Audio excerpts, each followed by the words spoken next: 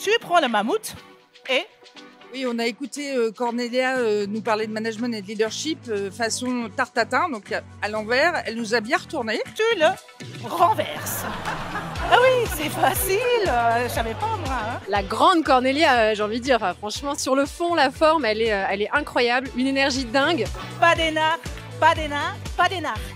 Et pas d'énarque, pas de bordel. Sa conférence était très structurée, elle est bourrée d'humour et en même temps de vrais messages sur le management. On sent qu'elle a de l'expérience. Et c'est le micromanagement qui est mal. Alors c'est mal au sens mauvais du terme, hein, Elle est d'une efficacité redoutable en conférence et en management.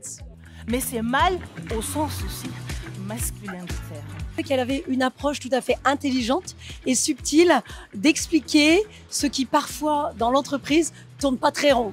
C'est-à-dire un peu comme les hommes, mais avec un tout petit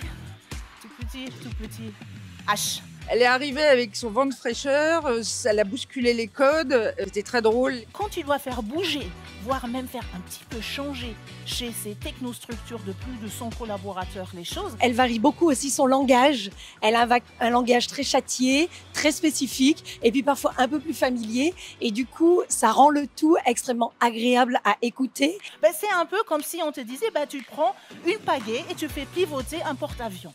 Moi, ce que j'ai adoré chez Cornelia, c'était très, très marrant. J'ai adoré aussi ses 3C, ses 4C. Connie, clever, cool. Oh, j'avais pas de problème, confiance en moi. Aujourd'hui, j'essaye de pouvoir me targuer de 4C. Casse-cou, casse-code. Et je pense qu'elle a oublié juste le 5C. C'est con, mais c'est comme ça. Je me suis dit, on va essayer d'innover. Alors, j'avais pas de tabou, je suis allée jusqu'à faire mes réunions sans moi. Délégation.